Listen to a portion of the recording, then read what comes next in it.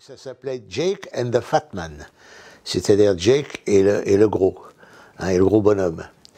Oui, le gros bonhomme, le gras, gros bonhomme.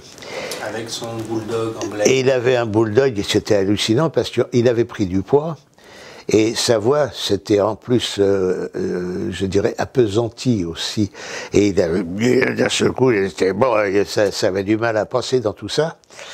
Et il ressemblait à son chien, c'était extraordinaire. Sur le plan de la comédie, c'était plus amusant à faire que Cannon. Dans Cannon, il était un peu monolithique. Hein. C'était bon, il fallait débiter le texte, mais il n'y avait pas beaucoup de nuances à donner. Dans La Loi, c'est la loi, c'était déjà plus amusant parce qu'il faisait une espèce de procureur général, si mes souvenirs sont exacts. Et même son jeu avait complètement changé. Ah, son jeu avait changé. Et bon, il avait pris à la fois de l'âge et de l'embonpoint, donc il prenait davantage le temps de s'amuser et de jouer. Bon. Encore une fois, c'est pas un grand acteur. Dans les scènes d'émotion, il n'était pas terrible, honnêtement. Il fallait un peu... bon, c'est affreux ce que je vais dire, mais de temps en temps, il fallait un peu rattraper. C'est pas du tout prétentieux ce que je dis là. C'est simplement, bon, il faut être un peu lucide, quoi. Vous avez des acteurs, quand vous avez un monsieur comme Gene Hackman qui a toujours été bon, même dans des films qui n'étaient pas terribles, il a toujours été formidable. Lui, on peut pas dire qu'il était bon tout le temps. Voilà. Stia, il avait des problèmes avec Joe Penny. Joe Penny, qui, comme on dit dans le métier, il avait pris un peu le melon, il avait pris un peu la grosse tête. Ça commençait à rigoler pour lui.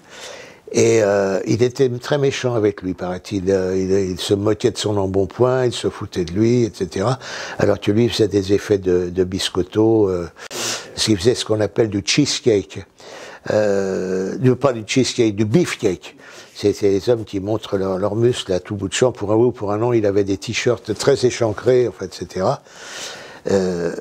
Il a eu tort parce que William Conrad avait une carrière assez sérieuse au cinéma derrière lui et que Joe Penny n'en avait pas le quart du dixième. Parce que je l'ai revu quelques années après dans des petits rôles. Ah, donc il n'y avait pas de quoi, il aurait mieux fait de se taire. Ah ben ça se passait formidablement bien, c'était avec Patrick Poivet, avec qui j'avais souvent travaillé en doublage. Et en plus avec Patrick on s'entendait bien, donc on avait une bonne complicité entre nous deux, ça se passait très bien.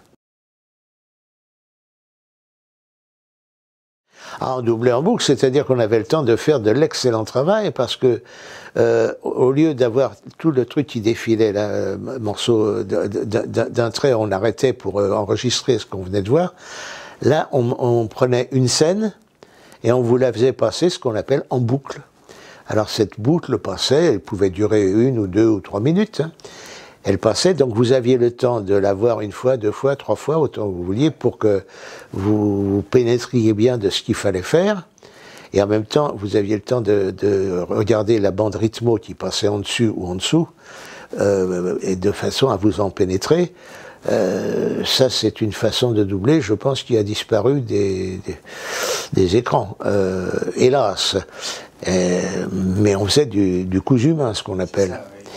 On parlait d'une époque cousu humain. Est-ce que sur cette série qui date de la fin des années 80, on vous laissait encore du temps? On commençait déjà à aller un peu plus vite. Mais on était tellement...